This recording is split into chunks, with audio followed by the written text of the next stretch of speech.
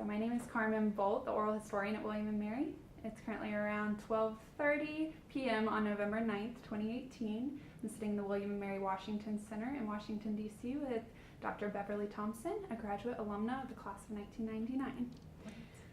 So I know I've already said it, but can you go ahead and repeat back your name and the date and place of your birth, and then what years you attended William & Mary? Sure. My name is Beverly Thompson. I attended William & Mary from 1994 to 1999. I graduated in 1999, PhD in computer science. Great. And can you tell me, before we jump into your time at William & Mary, a little bit about where and how you were raised and some about your family? So I was born in Tallahassee, Florida, from the South. I'm a Southern girl. I was the youngest in a family of four. I have two brothers and a sister. It was four of us. Let's see, I was kind of, wasn't just the youngest, but I guess also the spoiled child as well. So,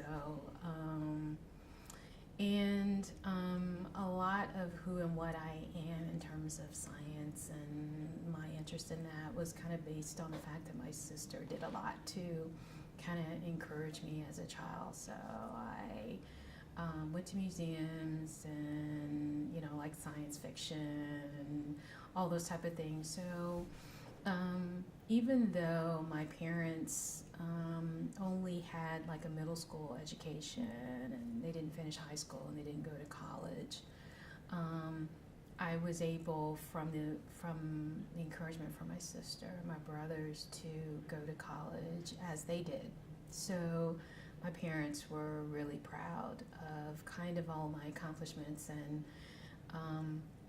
although my father wasn't here to see me graduate, he had passed away when I was in college to see me get my PhD. My mother was. So that was kind of a great accomplishment, I think, for the family. Yeah. I imagine she was so proud. Yeah. She didn't understand what all of that computer science stuff was, but she knew it was something. Right. So, yeah. That's awesome. And a PhD is something. Yeah, Definitely. exactly. So can you tell me a little bit, you mentioned your siblings were really impactful in getting you sort of on this track, but can you talk a little bit more about when you started to think about college and how you landed on the college you chose to attend? So I would say, especially my sister, kind of through the course of me growing up in elementary school, middle school, and high school, kind of always challenged me to be creative and try and explore different avenues for my interests. So I really have to thank her for that. She and my brothers were also kind of helped with guiding me, because they all had gone to college and they all had gotten master's degrees as well. So it was kind of a natural pace for me, I think, to go to college.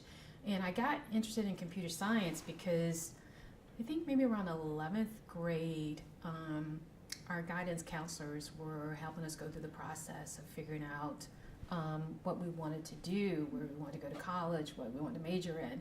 And at that time, you're talking about 80, 81, 82.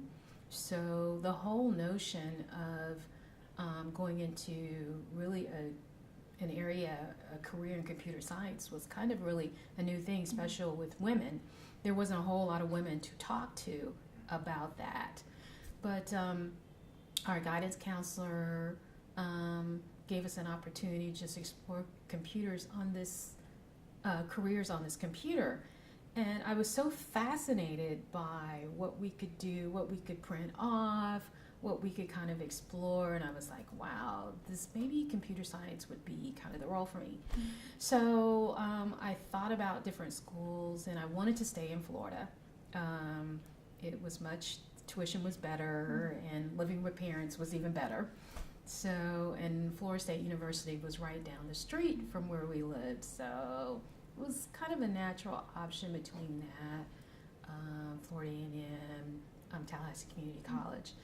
And it turns out that I went to the computer science department. I really liked it. I loved what the course were going to be, what I was going to be able to touch on and major in. And so I ended up choosing computer science, that's where I went. Florida State. Yeah. That's awesome. So you got your bachelor's in Yes. Florida State, Yeah. and then you attended the University of Central Florida and received Yeah. your master's in Right, computer science as well. Exactly. How did you make that determination for your master's? And coming out of undergrad, what did you envision your trajectory as?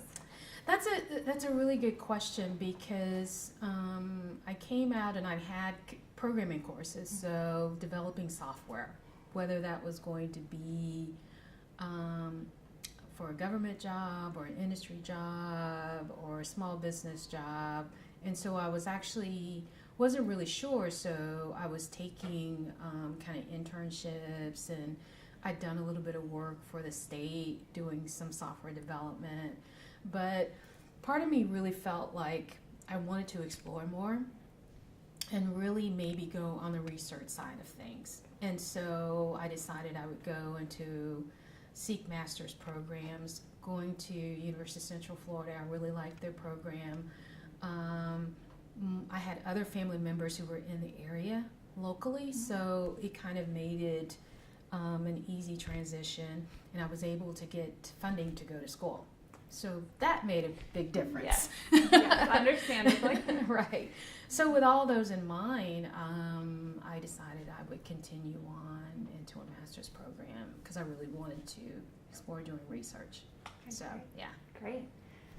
So once you went to the University of Central Florida and you got your master's there, you started looking for PhD programs as your next logical step.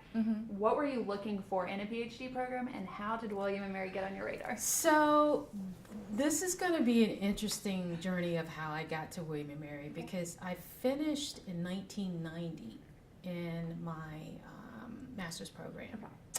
And so I also got married the year before.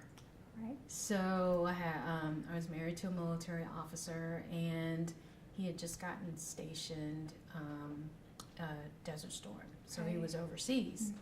So it was kind of an opportunity for me. Well, maybe I can go further while we're kind of in this state while he's gone serving the country, and he was kind of encouraging that. So. I wanted to do biomedical research, so I ended up applying to the University of South Florida. I was in their biomedical engineering program for a year, and I was able to get funding through the McKnight doctoral program. So that is actually the route I went to. Right. I was a radiology research assistant for a year while I was at University of South Florida. Looking at breast cancer research. And so that's what I was going to focus on. So after a year, and he returned back, he got stationed in Fort Huachuca, Arizona. So I had to take off. Oh. So I left after a year, and I was in Florida for a while. I was Arizona for a while. We were working for a company there, and he was stationed there. And in 1994, he got stationed in Virginia, Fort Lee. Yes, exactly. So I was working for a company, same company I was working for in Arizona, luckily. And the decision came around again. It's like, well, I really want to do a PhD program. And so we explored different programs, and I ended up making a visit to William & Mary, which was totally unexpected. But I loved the interaction that I had there. The staff was great. The office manager was great. The faculty chairman was Dr. Steve Park at the time.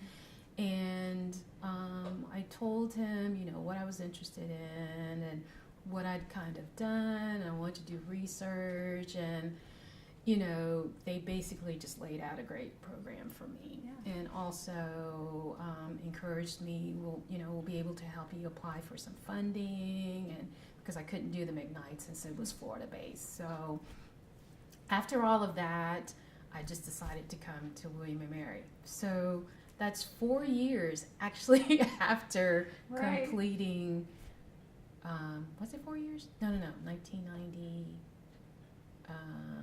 Yeah. Yeah. Yeah, exactly. Wow. And some trips all over the Trips place. all over. Wow. Yeah, and made it here.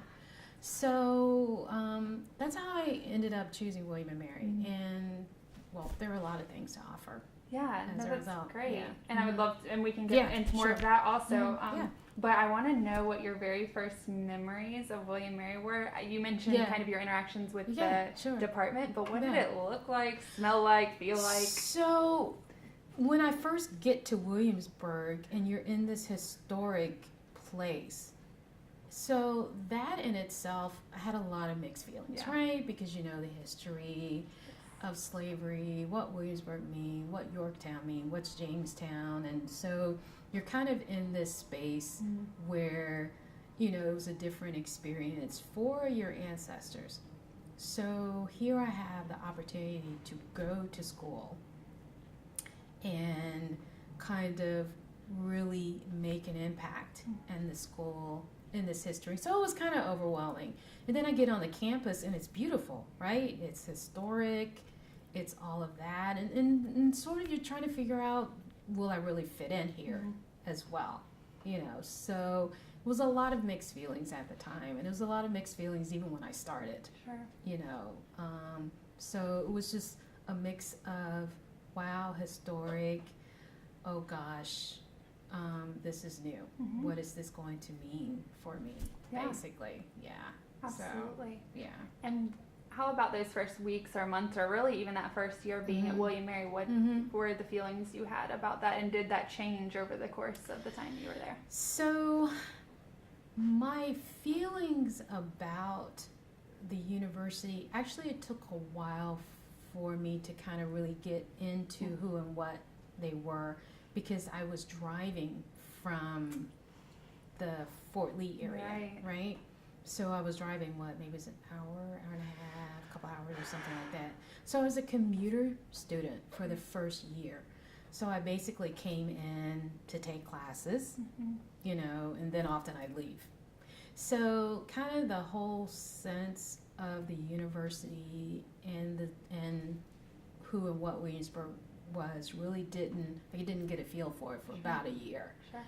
And it kind of dawned on me in time in terms of, okay, because a lot of my focus was the department, right? So it was getting to know the staff, getting to know the students. I kind of had I built a camaraderie, but you know, there were no other African American females. There was another African American male, but that was about it. So it was kind of getting used to kind of being just myself in this space. It's not one that I'm not used to, but it was kind of getting back into that space and who am I and how do I fit in, and really trying to understand who and what William and Mary is, because you know, I had heard a lot of things about the university and not all of them were relatively good in terms of its kind of number of African Americans there, their history of not being the most welcoming university. And so a lot of what I had to do was balance my experience with what I heard and try and reconcile, do these two things actually mirror? Do they make sense? Is this different? So a lot of that was the first year as well. Yeah. Yeah. That makes complete sense. Yeah. Wow. Just being a PhD student and then also trying to reconcile your own narrative there, and then the narrative of William and Mary, for sure. Exactly. Wow. So I want to hear more specifically. Well, to be honest, I want to hear more about William and Mary, and I want to hear more about your time in the department. So maybe we can start with the department, what your experience there was like, and then also any notable professors you had and why they were so important to you. So my experience at the department was actually really good, and out of all the backdrop of everything that I said about the narrative about who or what it was, being in a department was just kind of like a family kind of space, you know. Our office manager, Vanessa Godwin, she took care of all of us.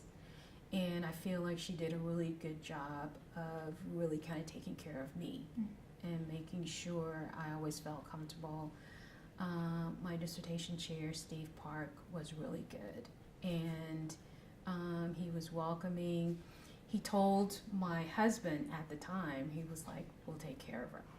You know, she'll make it through this program and don't worry. So kind of moving in with them, kind of laying that course for me. It was really good. I had good interaction with the faculty. Some of the faculty who were there at the time and who are still there, actually. Dr. Mao, Rachel Mao is still there. Dr. Virginia Torkson, although she's the dean now, she was there. Dr. Evgenia Smirny, she is also there. And so they were who I looked up to because there were other women in the department. And they made themselves available to you because they weren't just your instructors, but they were women who you could look and see and kind of pattern, you know, your course of study through. So I would say they were probably the community for me. Sure. I think, yeah. Sure. And you know, you brought it up a little bit before when you were choosing your computer science track initially, but getting most of your education in the 1990s when there's such a digital communications technology revolution, what did that look like as a student? Were you expected to be on the forefront of every new thing? I mean, what was that like? And also being a woman in a relatively new field, in a male-dominated field. Sure. Well, it's interesting because I was going the route that actually most students were not. Okay. Because my chair and my co-chair at the time were actually very closely aligned with NASA, right? And so they had kind of a really good career working with NASA. They were kind of co-researchers there.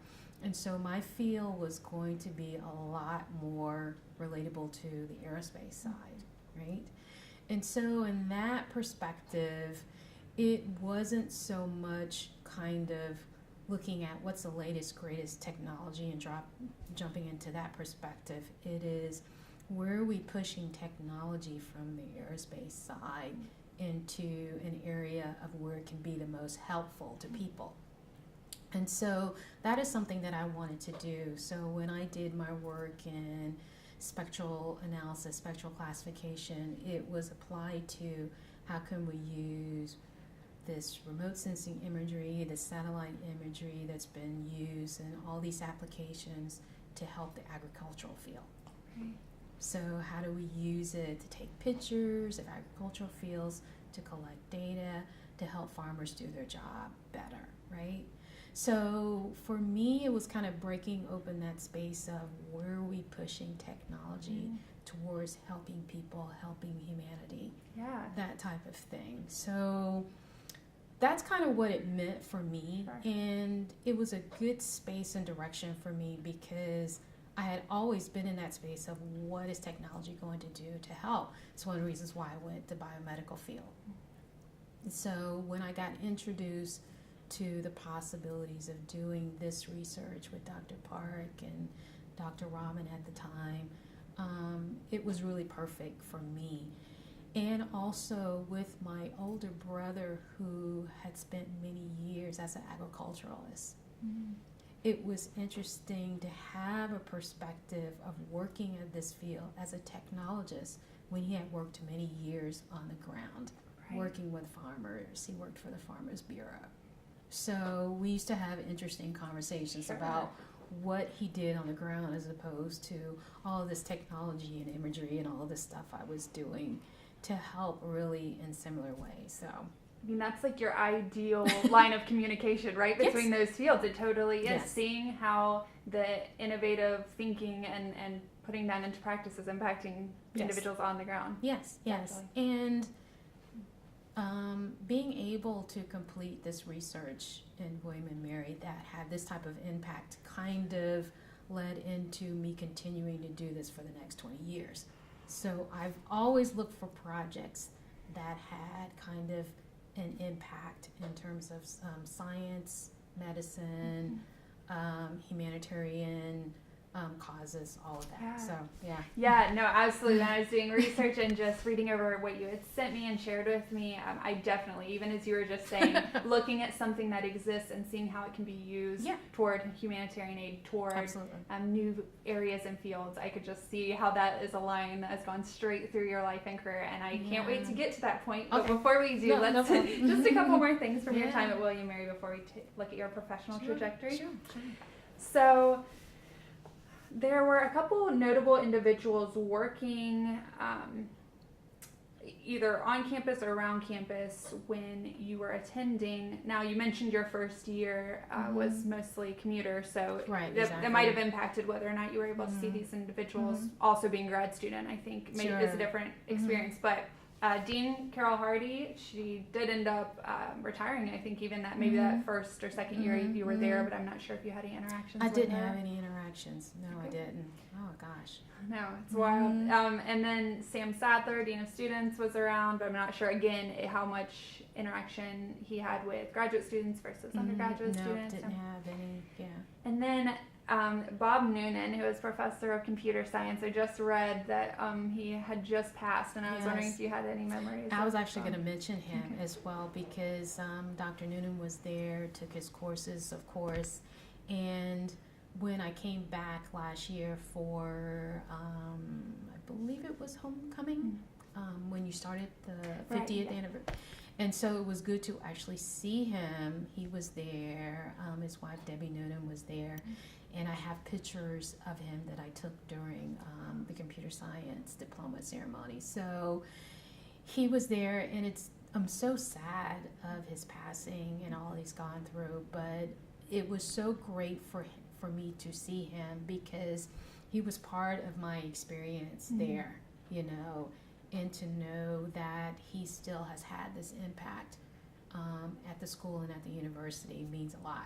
Yeah. And I feel just privileged I know him. Yeah. I knew him. Yeah, absolutely. Yeah. I was surprised to read when I was reading into his time at William & Mary that he kind of was part of the push to create the computer science program in the first place. He was, I would consider him one of the founding fathers, I think. So it's significant him being there, and it's significant of him passing away.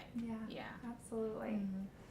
So switching gears a little bit, I would love to hear some of your favorite memories from your time at William & Mary. Anything. Favorite memories? So the nerd that I am, right? And I've been thinking about this because part of my favorite memories are about kind of all of the things that I had a chance to experience that only a little girl, I think, would dream of, kind of from where I came from. So I was granted a fellowship through the NASA Graduate Student Researchers Program. That was huge for me, right? So this is a major award for 3 years, my tuition, everything covered, right? Plus money for travel. So I had a chance to travel there. My dissertation chairman still did research there. My co-chair was there even more. So I got to go there often. I was able to do presentations there. And so it was kind of like this dream thing. So when I think about Katherine Johnson, I was like, wow, I was in the same space as her. And I don't even think, and I didn't really even know her story at the time. Sure. So it's a fond memory because I had a chance to do this. And I had a chance to represent the department and the school at the time as well. Because those programs were actually not that old when I started. Then I was part of, I'd received a fellowship of the Virginia Space Grant Consortium. So it was just the opportunity to just do work and be present and represent and go to all these cool places that, Yeah, I just really love it. It means a lot. It means a lot. One of my other memories, again nerdy, is the fact that when Dr. Park opened up there, when we were able to, as graduate students, work at the computational science cluster. So we had our own little offices. We had our offices as grad students. Oh my God. It's a sacred space. It was. Yeah, it was. And it was new. It was new home, and you felt kind of like an adult, right? Because most time as a grad student, you're kind of shoved in some room with 50 others. That's nice. Right, exactly. You know, and you're not like different people. You're like grad student. That's your category. But when we moved over, we had our own offices and our own space, and you could look out the window, and you felt like a researcher. Yeah. Like I'm a researcher. And I think there's something about it that I just, it marked a really important time. Sure. That would have been so validating. Yeah, it was. Affirming. It was a validating. Yeah. It was a validating thing, absolutely. And by this time, I was spending more time in Williamsburg as well. So it really had a lot more impact. Sure. Yeah. And what about beyond the campus, since you were spending more time in Yeah. Williamsburg? Were there any places that became special to you or that you enjoyed going? Any restaurants you liked eating at in particular? Anything of note? Not actually. I really, I commuted in for a long time and I left. And my last year, I actually moved to Williamsburg and stayed for a year. And by that time, I was finishing my dissertation. Some personal things were going on in my life. I was going through a divorce. My professor, Dr. Park, his wife was going through cancer. So it was kind of a time where I didn't really have a lot of fun time. Sure. I'll say, yeah. Yeah, you were in It the was a thick of it. transition. Yeah, very much so. Very much so. Yeah. Thanks for sharing that. Yeah, sure. So switching directions again. I always put these after one another. I don't know why I do that. Yeah, I want to hear about any difficult experiences you had on campus or off campus during your time at William & Mary and how those affected you. Sure. And that leads into it because at the time when Dr. Park's wife was going through cancer and that was affecting all of us, right? Because he's going through a lot, but he's continuing to be our dissertation chair and be there for us and direct us. But I know that it was so hard for him. And I was going through a divorce also. So it was just it was a really, really tough time. And then she passed. And she passed a few months before I was supposed to defend. And that's a hard memory. Yeah. That really is. There's one other memory that I actually have, and I had to think a lot about the circumstances of this. This occurred maybe a few years into me being a student, maybe could have been second or third year. And it had to do with Dr. Park. He was adjunct teaching at Norfolk State. And he had a situation that occurred with students where something he said to them and directing them in class that they took the wrong way. And as someone who knows him, I mean, a man of great heart, okay? And I can't remember what he said, but somehow it was misinterpreted by the students. He might have said, you guys,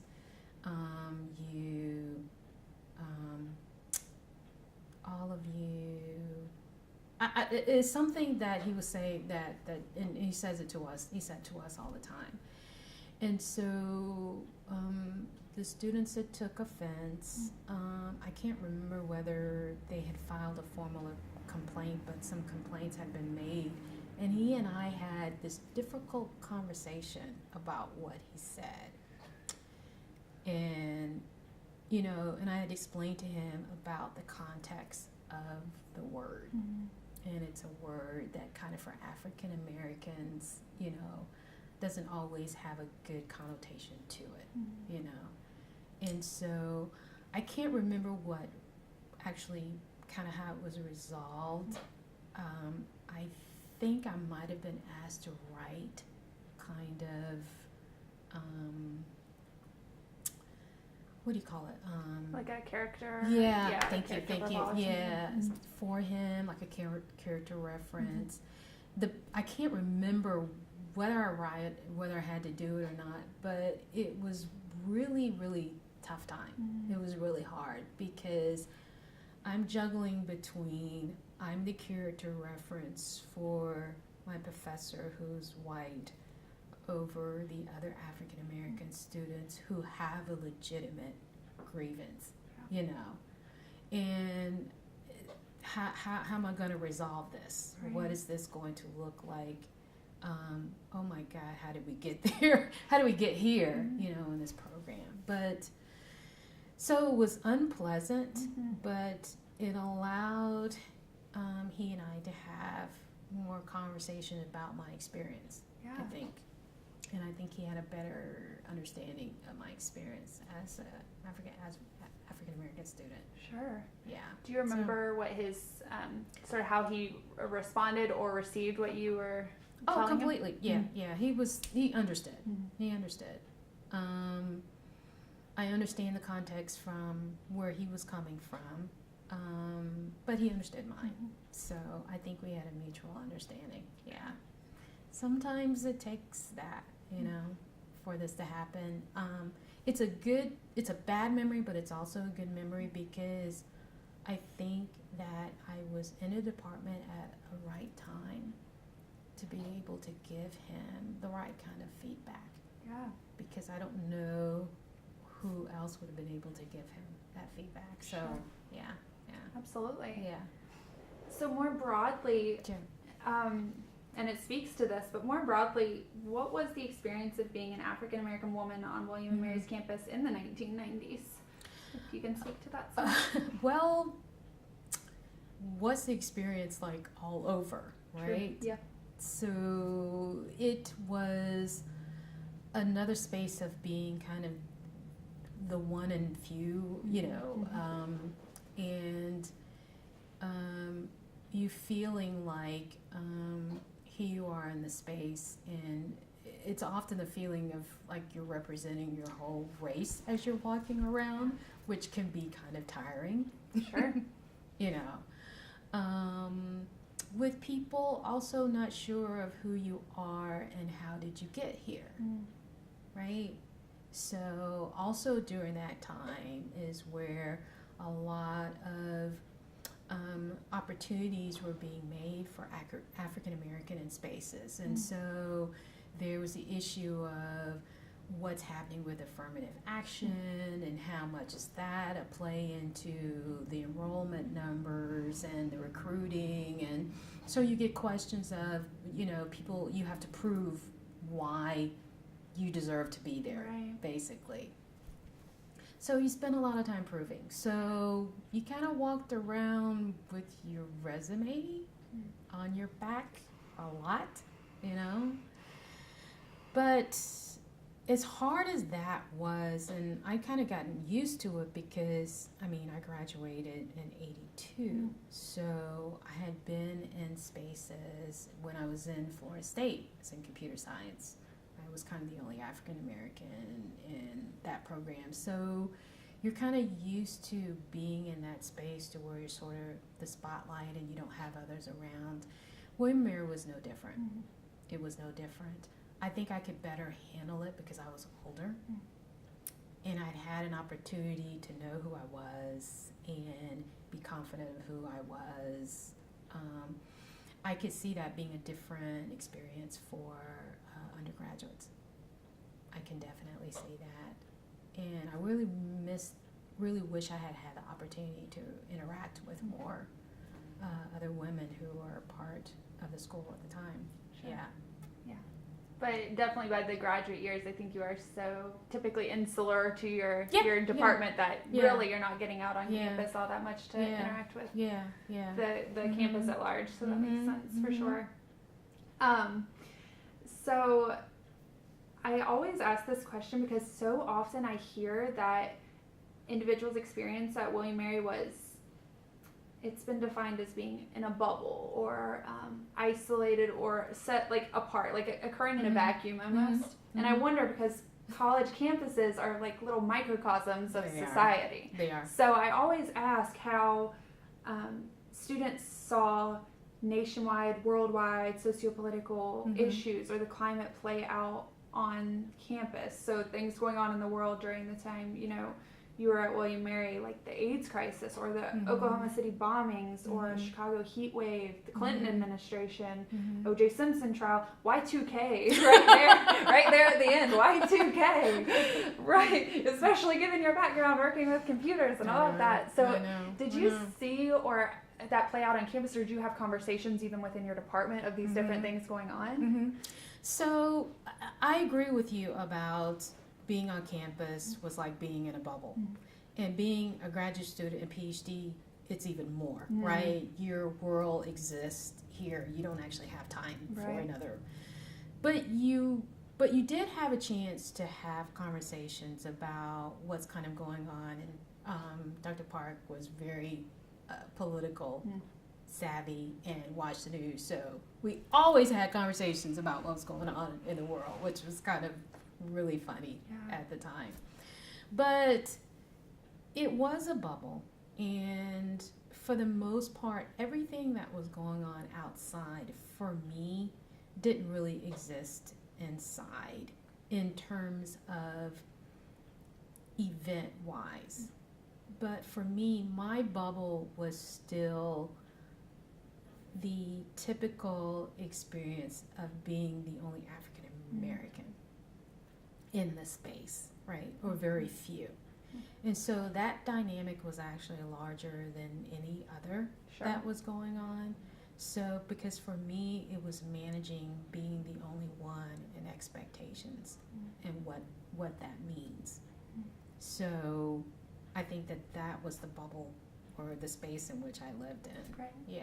Right. Yeah. Still a political space, still all of that, but a different, that's a different lens through which, absolutely. It's still political, but it was a cultural experience that I had lived outside of the university. I was still living it. Yeah.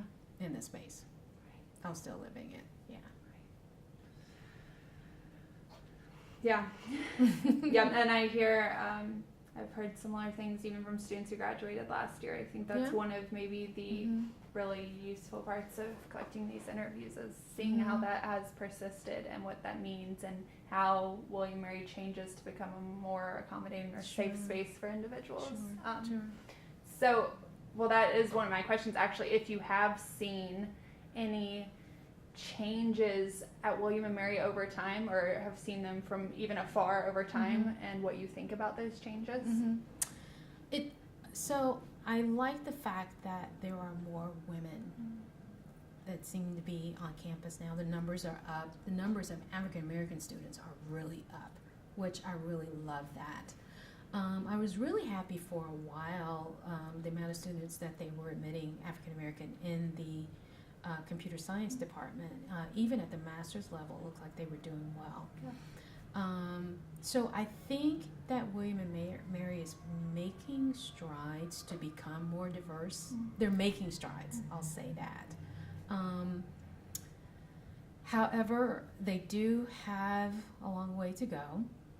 And especially in the case of myself, because I didn't realize until last year when at my company I had been one of the nominees at the Black Engineer of the Year Award Conference, and I did, here's my little pen, for my technology leader, I did get an award. And when because I send information back to the computer science department all the time, just so that they know what's going on. And so I sent this information to the department, and they did a write-up and everything. And so I said, well, how are you doing with African Americans in the department, and how are things changing? And at that point, I realized I was like the first African American female to get a PhD, and the only one. So I was like, oh my God. So in terms of the department, things actually kind of backtracked a little bit. They didn't make as many strides there. And so that was kind of shocking to me. So when I look back over the 20 years I've been gone, I see where the college has really kind of grown in terms of numbers and emphasis on growing numbers, but they still have some ways to go in some of these places. So especially with the department. So I was really shocked by that. Yeah. I mean, both pieces of that are really like astounding information, right? That you were the first in 1999, the first. Yes. And that's majorly significant. Yeah. But also, to think that you graduated 20 years ago and there hasn't since been. Yeah. Well, it sounds like you've definitely brought attention to it to your department at the very least. Yeah, and of course they were aware of it, and I think that it appeared to me that they're taking strides to keep their populations diverse, and I know that technology departments are being challenged in this area all over. Okay, to try and keep their diverse group of students up. So the challenges that William & Mary are having are not any different than others that I've heard. I don't know whether the political climate, though, isn't adding to challenges with this, because William & Mary can be a tough place for African American students to come. It can be harder with the climate that's going on around it, and so there may be a choice from some to where, maybe not. I just, in this space and time, I want to be in a more supportive environment, and I can understand that for sure. I really can, and I think that for William & Mary, that's going to be a challenge if they understand that they live in this context of history with this political environment around us. They're going to have to actually do more than they're doing now, even more. Wow. Yeah. No, it's, I think we have not even begun to see the impacts of the current political climate on, even if you just take a college campus, on admission rates, on application rates, on where individuals are choosing to go because of feeling supported or not feeling supported. So, and feeling not supported, not just on the campus, just in general as a human. A student will probably be like, let me just go to another university where I know that they have space, they have organizations, they have kind of a space that I know that I'll be taken care of. I can understand that. And a space that's already carved out, maybe because it's already carved out. You mentioned there's already history there. Exactly. You mentioned the weight of being the person to carry kind of the mantle for. It's completely understandable to not want to have to do that in addition to going and being a student and getting your degrees. It can be tiring. It really can. It can be tiring. So. Well, on just the topic of space and identity, I wanted to ask one more question before we transition to your time post William & Mary. And it's pretty broad, but are there any areas of your life specifically, or your identity, or who you are as a person, that you felt particularly supported in, or alternately not supported in at all when you were at William & Mary? As contrary as this sounds, I really do feel like my identity as a woman was supported in the department. Okay, I really did. And as a female, and part of it may be that professor, the office manager realized that I was away from my husband who was being stationed different places. So I wasn't a child, but also I had a whole lot of other real life things that were going on that could affect really how well I do this program, and that might affect whether I actually finish this program. So I feel like in that, because of that, I think that they took more care in making sure that I was okay. I can't say that happens everywhere. I can't even say that happens with all students, but I feel like that happened with me. So it's all these contrary things that are going on, right? Me feeling unique in a department, feeling kind of pressure on different side, but also feeling like there were advocates that were going to make sure that I made it. You know, so yeah. Isn't that kind of a whole bunch of but it speaks to identity, right? Like it speaks to it where nobody's one thing, and it definitely speaks to the intersection of your experience at William & Mary and being supported in some ways, but simultaneously not in others. Yeah, absolutely. I think that's helpful to hear because I really do feel that in my department, for obvious reasons, it was important that I graduate. It was important that they could get through this hump and say that, you know, we are bringing African Americans through the pipeline, as slow as it may be, you know. So I feel like there was maybe some importance there. Definitely. To make sure, you know, that I was able to do so. Yeah.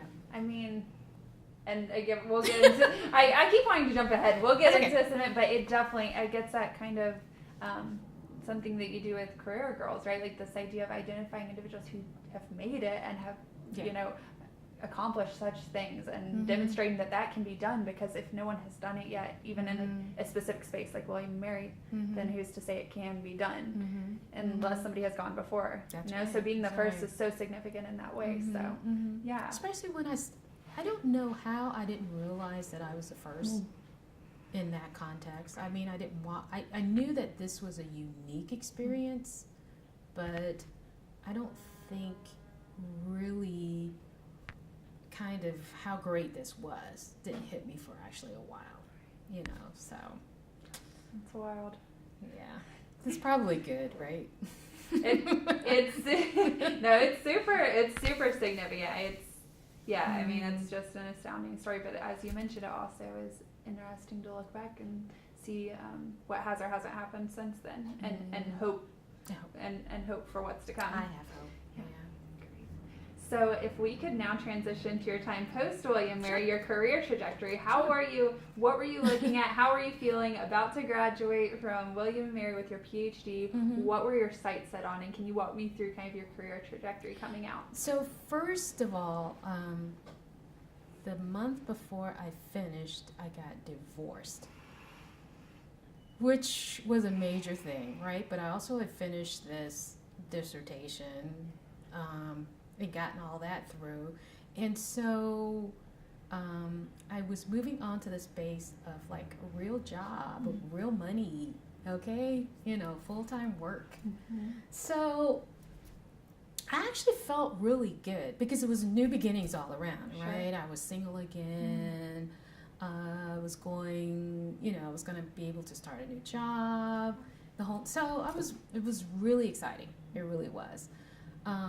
Also, too, kind of interviewing right before I kind of graduated, because I'd gotten a job before then, and just kind of understanding, okay, what my degree is and what it buys me, and how I could actually go into places and get like this salary, which was like, you know, something I had not really had for a long time, and the possibilities of it, and all the places that I could work. So it was really exciting. I ended up getting a job at Sandia National Laboratories. Are we moving to that space? Yeah. Is that what you're asking? Okay. Well, no, I mean, just walk me through however you. Oh, okay, sure.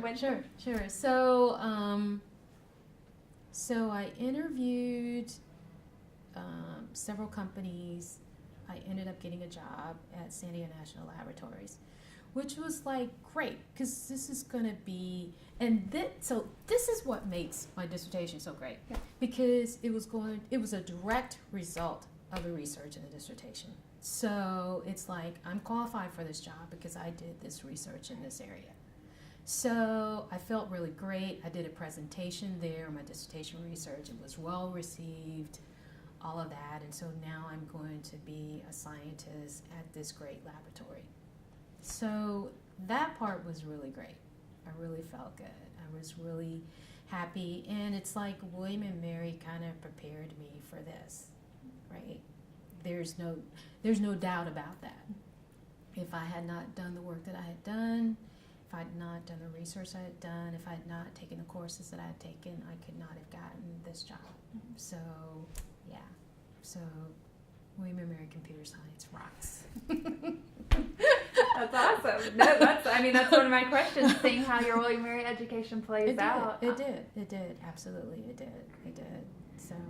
So you were at this particular job for a couple years before transitioning? Right. So I was there for a year and a few months. Actually, I did not stay at Sandia as long as I thought. And part of the reason actually had to do with a family situation, because my mother was was having more health challenges at the time. And so I was spending a lot of time flying back from Albuquerque to Florida. Yeah. And so that was it's not like a straight shot flight. So it's a kind of an all day thing. Yeah. And so after a while, I felt like I probably need to just go back to the East Coast. I think that's just going to be better. And so I ended up looking for jobs, but I ended up finding a job in this area, which is a 2-hour flight to Florida. So it kind of worked out perfectly, and I ended up back back in Virginia again, which is kind of nice. And that's the location you've worked since, right? So you're looking at about 20 years of... Yes, exactly. So I moved back here in 2001, March 2001. Yes. Mm-hmm. So it's been 17 and a half years, something like that. Yeah, it's amazing. At the same company. Wow. Yeah. So I want to talk about that a little bit. So the company is Leidos? So it's Leidos. Leidos. And, but the original name of the company is Science Applications International Corporation. That's the reason why. The switch.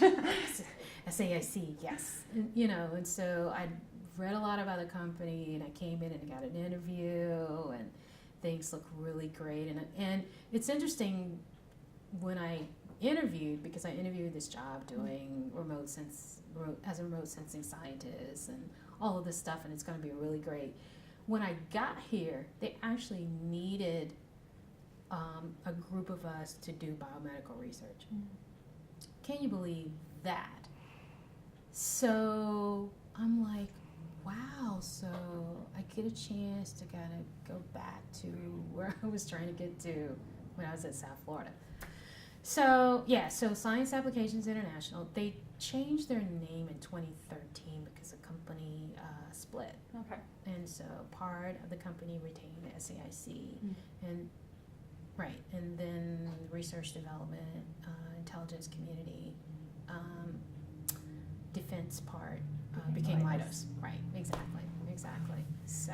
Wow. So you're currently serving as senior scientist.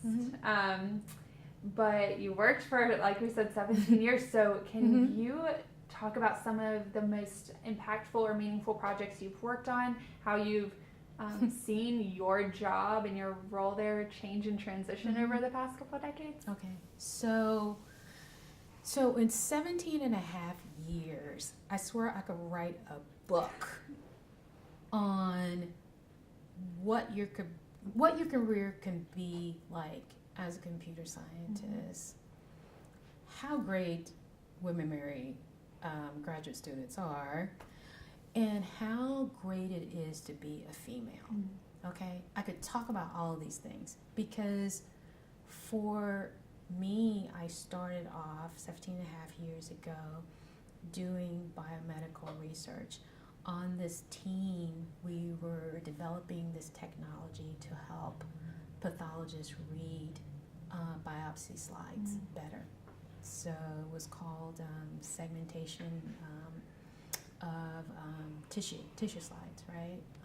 Histopathology. So I did that I was on that project for a couple of years. We did great research. I became a team leader because the men were fighting all the time. So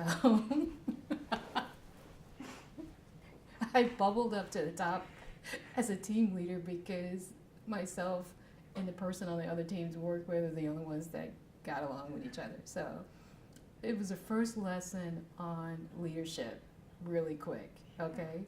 So I learned how to be a leader. I did that research for a while.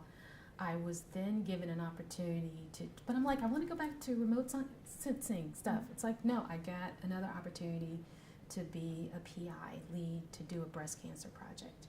Okay, so I'm the lead on that. That was almost about 5 years. So working with other organizations outside of SAIC, doing great stuff in digital mammography research, microwave DNA gene analysis, all of that. So now I'm leading projects, doing research, kind of building up this resume of credentials. Then I was moved on to become a technology center leader, also in applied science division. So I did that for a while. So then after that, I moved back into more remote sensing stuff, and then I actually went back to school. That's right. Yes, that's right. I did. So, do you want me to talk about that? Yeah, I would love. Okay. I want to hear more about this because okay. I think it's also such an interesting kind of path that you've taken in your more recent educational experience. So please talk about it. So while I'm going through this whole science career, as a female, I'm also becoming more aware of what is happening to females around the world, right? So I started supporting a lot of organizations that support women in conflict countries. So I had sisters through Women for Women International, and I was reading about their stories, and I was sending money, and I was going to volunteer, and I was doing all of these things while building my science career. And so around 2009, 2010, I kind of hit this space where, what really am I doing? What more can I do with my career? And what am I doing for the lives of all these women that I have been reading about and supporting? So I went to Africa, stayed in Zimbabwe in a village for a month, which people are like, what? Your first time, right? So I met these amazing people, these amazing women, these amazing kids. So I came back and I said, okay, I got to do international development. So we were like, what? You have a great science career. Well, I do, yeah. But, there's other part of me that wants to do other things. So I started off in international development. I was visiting countries like once or twice a year, trying to get experience on the ground, going to communities. And what's so interesting about all of that is that you take all of yourself with you, right? So as I'm on the ground, looking at communities and hearing about what's going on with erosion, mudslides in areas being affected by droughts, all other type of things that are going on. Also in my mind, I'm thinking about technology-wise. Okay, oh yeah, that's right, we've studied this here. We use satellite imagery for that. Oh wow, we should connect them with this particular device to help them get a better idea of what's going on their farms. So all of this is happening as well, and so I'm kind of seeing this intersection now of where my technology and what's going on in the world can have an effect. So that's sort of what ended up happening with me. And at that time, I was becoming more involved with career goals, right? So this online platform of video interviews of all these great women. And so we were focusing on women in STEM and the impact that they're having in the world. Mm-hmm. So all of these things are kind of combining Yeah. together, if it makes sense. So when I finished my degree, I had several organizations in my company who were like, can you come and work on some projects that are related to deploying technology in certain cultural settings, because of the amount of time I had spent on the ground in so many places. So now I'm combining all of these things, Yeah. right? Which is kind of where I wanted to be anyway, you know. So when I had an opportunity I think it's been about a year or so ago, to work on a project where we were going to use kind of geospatial technology to help organizations like WHO or in Atlanta, my God, CDC, I'm sorry, drawing a blank, with helping groups on the ground track nomadic tribes in places of Africa, right? And for many reasons, one, being able to track them so that they can figure out what type of mapping, what type of planning that they can do to meet them so they can give them immunization. But you have a lot of these tribes that are being affected by conflict that's going on in their region, so it's much harder to track them than it was before. But being able to kind of be in the space of saying, we can add technology here and here, this can help. So, you know, after I started doing that type of work, and I said, this is why you get technology degrees. And this is why women need technology degrees, because we can see into the future of how is this really going to help society as a whole, right? So I just feel I was like, you're smiling. I'm inspired. I don't know what my face looks like, but it should look like I'm inspired. You do. So, you know, so through Career Girls, when we're talking about empowerment, it's like, how do you get girls excited about STEM? And you tell them how they can make a difference in their world. And once you can show them that, then I think it makes a difference. It's even which is so amazing to me, to come back and do the diploma ceremony speech. Because the whole speech for me was just to talk about what have I done for 17 and a half years and what you can do with what you have. And you can do even more, right? Because you've got even the more latest technology, right? Your grad students, your PhD students, you know. And these are the things that you can do because of all the places that I've been, I know where this technology is needed, you know. So anyway. Anyway, after all of that, amazing. All that. Just how you were able to tie together and marry all these different interests you have, and really, what it's called. You sent me it on the thing. It's not innovator. What am I thinking? Individual. Yes. Yeah. I cannot. I was losing my train of thought too, but that's what I was saying, 30 minutes ago or whatever, and I was like, it's so clear how you started so early on thinking about how these technologies that have been used for other purposes can be applied for humanitarian purposes, for like the betterment of the world. Absolutely. Oh, that's awesome. And I guess one of the things which I feel really proud about is that Dr. Park would be really proud if he was still alive. And that's the one thing that I miss. I was like, oh my gosh, because it's his job as a chair, as a dissertation chair, to make sure that we make it to this point, and then after that is kind of on us. But I always tell people, wherever I go, I am really what he shaped me to be. And I always will be one of his students, no matter what, so, yeah.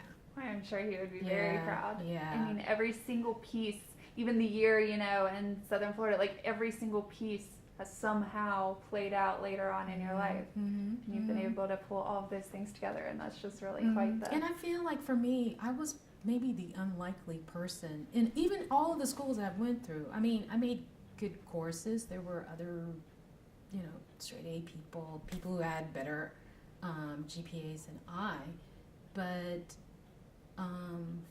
somehow though I was just meant to be on this track, so there's a lot of things that determine how well you'll do.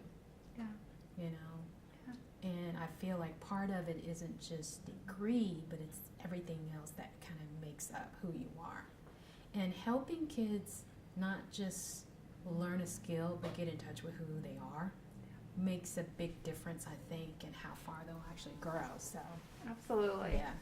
Yeah, I was scrolling through the Career Girls website and just looking at the wealth of just so many individuals, just thousands of individuals who have been interviewed speaking of their own trajectories and their own type of work that they do and what's possible. Yes.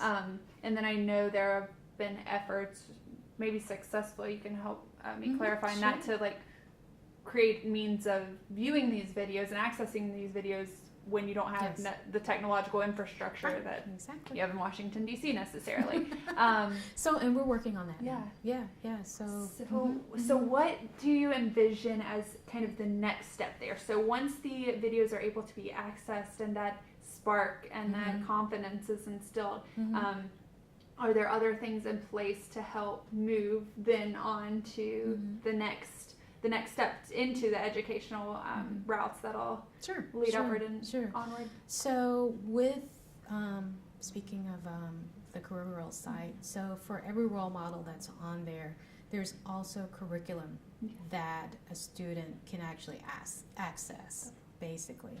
So whatever she's talking about, they can access additional information to explore that on their own, which is a great thing, because now we've excited them, but we also have to give them information, which will allow them to explore more. So there's exercises, they can watch a whole set of videos, they can get like little certificates, there's information for how do I research this career, what classes do I need to take in college, and where can I go from there? And all of the information that's available for educators as well to assist. It's fantastic. I think it's great. Right. Right, because it's one thing to place the seed or spark but then providing the resources to be able, that's awesome. Absolutely.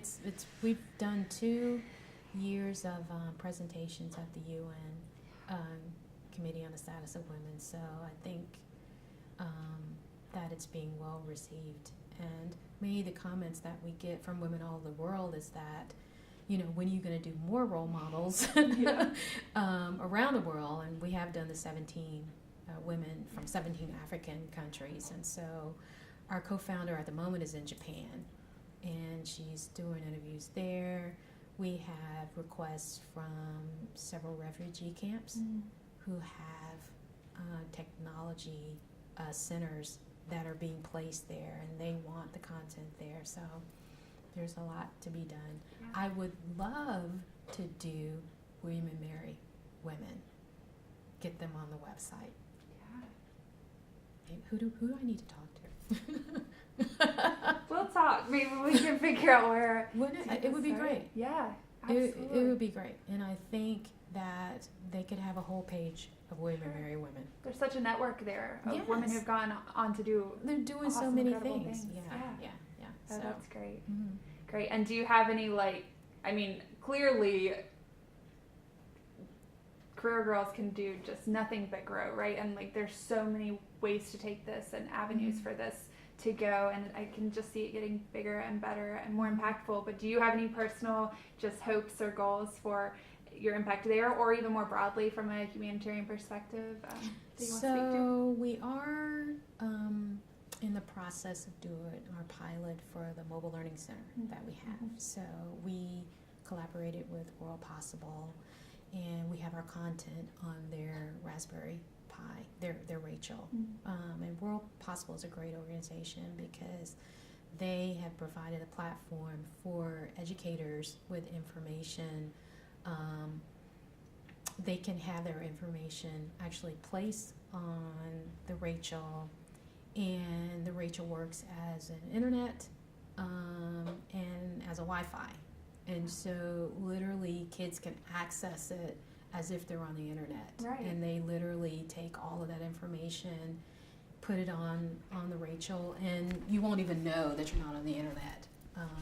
So we did a demonstration at the UNCSW this year. I've done some for the Girl Scouts, and they didn't know I was actually doing the whole demonstration on this little device, and they thought all of this was on the website. Right. You know, so they were accessing this thing. They're like, "This is what we're accessing." It's like, yeah, and on their phone, they're literally going through the website, so they didn't even realize. So I think that being able to place that into more rural settings, we're working on a pilot project now in Rwanda to do that with schools there. And because a lot of questions have been from people, it's like, well, why does a rural girl care about like careers? I mean, that's a U.S. thing, but part of what we have is inspiration, right? So we can't bound a girl by where she is, right? So all you need to do is show her the world that she could have, and what can result from that is amazing. So because we're getting requests from women from other countries to do other topics, so we may start talking about, like for India, the issue is talking about child marriage and how can you possibly do things to avoid being in that space. For women who've been in refugee camps, how did they get out of the camp? And talking about reconciliation. Have these women talk about how do you reconcile with your neighbor given all of the conflict that you've come through. So for us, I think it's creating a bigger space now, not just for girls to talk about their careers, but to have women around the world talk about how they've gone through these many facets of challenges in their lives, but they've made it. So I'm hoping that's where we eventually go. That's incredible. You know, Yeah. The experience of being a woman around the world. Yeah. Yes, exactly. That's So, awesome. So I want to be a William & Mary graduate who speaks at the UN, right? That's me. I want a podium to talk to the world. That's where I'm headed. If I could Just give saying. it. You heard it here. Yep, it's here first. It's here first. This will probably go live right about the time you're giving that podium at the UN. That is so I'll be like, funny. right here. It happens. I saw it. I heard it. So, yeah, I mean, that is all incredible. I mean, you saw my face. Nobody else can, but you did. So, just inspired. It's been wonderful to talk about all of that, just your entire career trajectory. And I was hoping maybe kind of as we near the end, I could bring it back around just to William & Mary. You've spoken so, much about how you've seen your experience at William & Mary play out in such awesome ways. So I was just wondering if you're still involved with William & Mary, in what ways. We met in an event last year, and for the bricklaying ceremony, so I didn't know if you were still involved with any groups or committees with William & Mary. So I was asked again to join the advisory board for arts and science.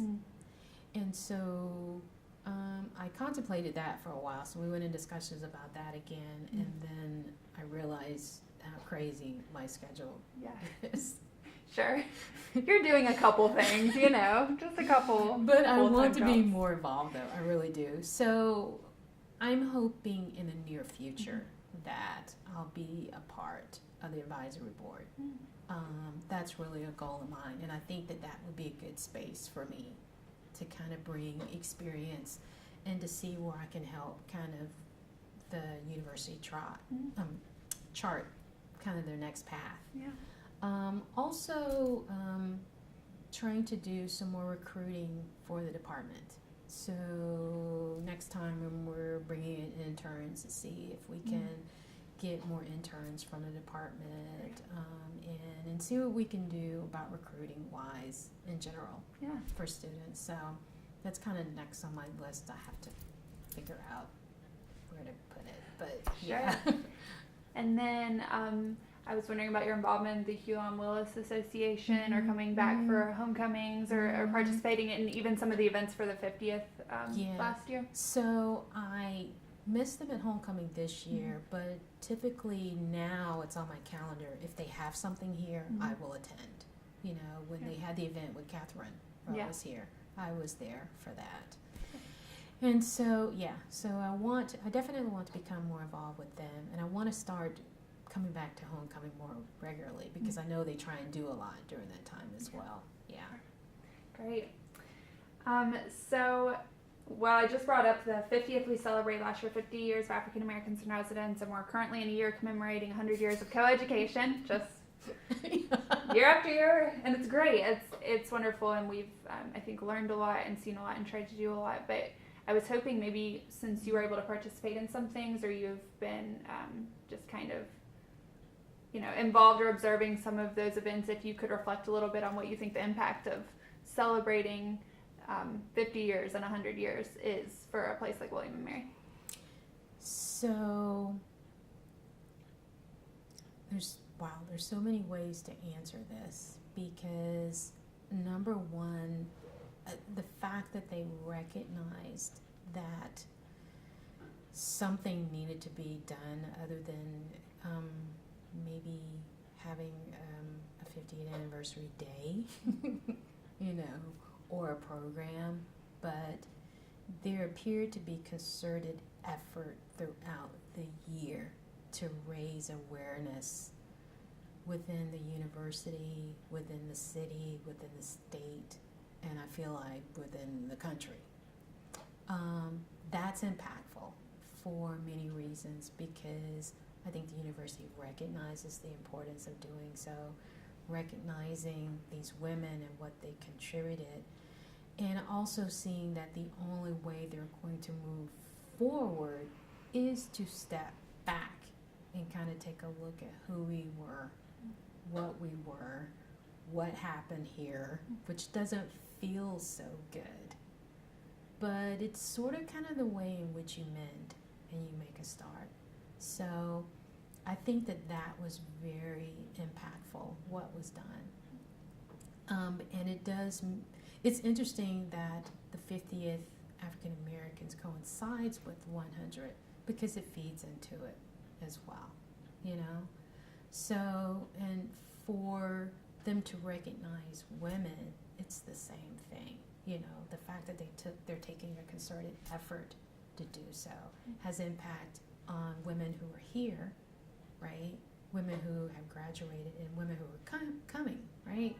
So that they see, okay, this university recognizes women, they appreciate women, they understand their impact in the world, It's a start. Yeah. It definitely is a start.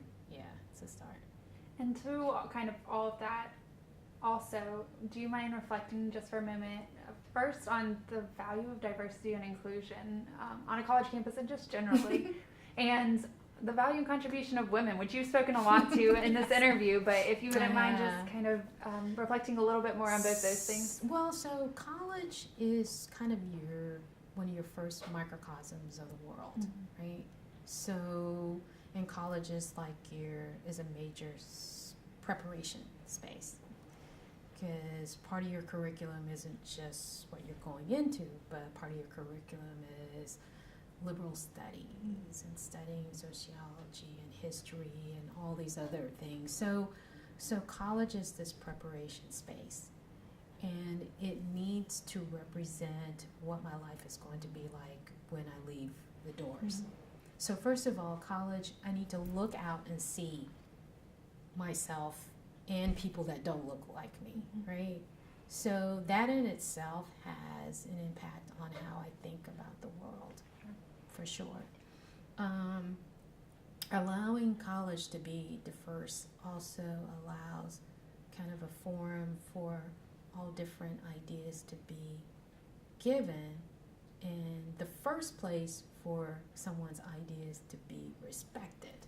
It should be, okay? That doesn't always happen, you know. There is some concern about colleges becoming more of a space where certain voices are heard. So we do have to make changes there. But you need different viewpoints. You need a space where there are different people here sharing their experience. I need to have lunch with someone from another culture, someone from another part of the world, you know, to inform my view on life, you know. So school is its own microcosm. You need diversity. You need diversity in faculty, right? Because faculty don't just bring their skill sets, they bring their biases, their judgments, their, you know, everything that goes into who they are. So you need their experiences, diverse experiences in a college environment as well. So I think for many reasons you need, Yeah, absolutely. Mm-hmm. And then any other reflections on the impact of a William and Mary woman? Or just women generally and what we're capable of. I mean, you spoke to it so much through Career Girls, so, but just any last thoughts? So, gosh, I guess I'll have to, I guess maybe in general, you know, about women. So this is really a time where women are making a lot of strides in so many different areas. And they're pushing a lot of boundaries. They're breaking glass ceilings. They're doing all of these things. But I also feel this is the most challenging time, as challenging as well, because there's so much pushback, right? So, but I feel like more than ever we have the ability to see beyond our boundaries before. We're making men more accountable, which is important with what goes on in the university, right? So the university has also to reflect that men are more aware and accountable about how they see women and women's role on a university and why women are needed, because that translates to outside as well. So I think that William and Mary is in a good place to be a leader, and I hope that they continue to do so, okay? Whether that means having more anniversaries, more forums. I think it would be a good place to have more forums to talk about issues. I'm not so sure if that actually happens as much as it should be on this campus. If this just became a place to speak more and for people to speak more openly and honestly about what is going on around them, I think would actually be good. In terms of women outside of William and Mary, outside of the university, I love seeing how university highlights people doing things around the world. Where is William and Mary outside of William and Mary? I think that is impactful. I need to look at, though, more, do they highlight women? How? What's the scale with that? I don't really know. That would be really good to see. I would like to see William and Mary be a better incubator for STEM stuff. Bring more kids in from the lower schools, middle schools, high schools, and allow them the opportunity to be here and kind of help them in their process of growing. You were asking me about women, right? I was like, okay. But believe it or not, my next question was, what are some of your hopes for changes that you would like to see at William and Mary? Okay. So you just You read my mind and you just rolled right into it. We're there. We're there. Yeah. Well, and I think that is one. They need to be in a place also. And they need to open their doors more to the communities around them. Okay? Because also, if they want to be a more diverse space, there's a lot of diversity around them. They don't need to pull from anywhere else around the world. Around them is a good space to pull great kids with great talents, you know. So open up their doors and provide more opportunities, have more spaces here for kids to come in and learn and grow. That would be great. Awesome. Well, since you read my mind on that question, and we have covered generally most of what I came with in the form of prepared questions, but I really want to open the end of this interview up to you to add any thoughts you have, anything you want recorded here. I would just like to open up to you for final thoughts or memories or any of that. Gosh. No pressure. Yeah, sorry, that was a bit on the spot. Your turn. We had this discussion about that. Yeah. Let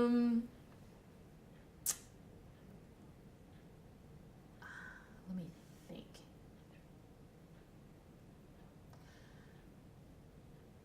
So I have to say this. I'm really happy that you're doing this. I really am. For reasons I can't put into words. Because the fact that we're having this discussion almost 20 years since I left here, I didn't think that I would ever have a chance to have this discussion. So this is major for the university and what they're doing, but it's such an affirmation for me and who and what I am. So I just want to say I'm appreciative of that. I am. I really am appreciative. Secondly, we learn from the past, right? And which informs our present and allows us to move forward. So the fact that you are allowing this type of storytelling, which I'm a big proponent of, is major, okay? The recording of it is major.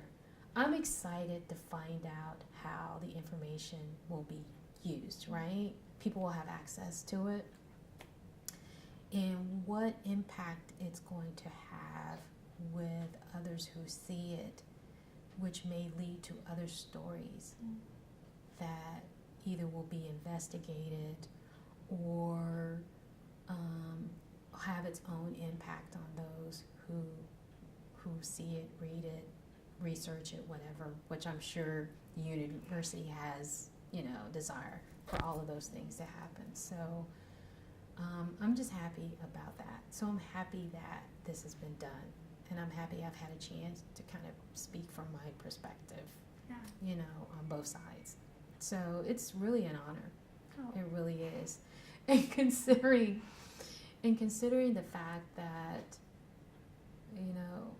my sister who passed in May, who she saw what's happening here when I was in elementary school is major too. Yeah.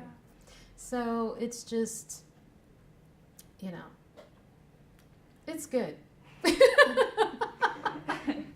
Well, I should say, from my perspective, the honor's all mine to get to sit down and hear anyone share their story with someone they may have met a couple of times or emailed, for 6 months or whatever. But to share that and to be open with your experience, knowing that it'll go somewhere where others are able to tap into that and access it and connect with that, be inspired by that, see a more representative, truthful history of William and Mary when they go to look in the archives or when they go online to listen to it. It's really meaningful. So I want to thank you so much for your participation in it. It's it was really special for me too, and it's really important. So just thank you so much. And if you have if you don't have anything else you want to add, you have space for that if you do, but if not, we can. I'm like, why am I drawing a blank? I don't know. I don't really. You know, one of the things that this is leading me to do is NSF has been kind of following me on the survey since I graduated, right, of PhDs, Sure. computer science. And I'm looking at kind of the numbers now of African American women getting PhDs. And there are a lot of departments where it's becoming the first, right? So it's an amazing time to kind of be a first. And so, and this is totally unrelated, but I was wondering why I did a Google search and my year didn't pop up, right? As a year where African Americans got a PhD. Okay. So like I'm on like a thing now, right? So I'm on a quest to get CNN to do a documentary on African American women who have gotten their PhD and what they're doing. So now I'm on a quest. So it's totally unrelated to this interview. But super important also, and it can be added to the quest for the UN kind of podium and speaking platform. But no, I think absolutely that should be done. First are first. And as tough as or challenging it was to be at William & Mary and be a first, you can make it through this program and be successful, right? Even with the challenges, you know, that is a good thing. And other kids, African American kids, need to know that it's possible. It definitely is possible. So that's a testimony right there. yeah. Awesome. Well, thank you again so much. It's been wonderful, and Okay. I appreciate your time, and yeah, it's just been great. Yeah. Thanks again. Sure.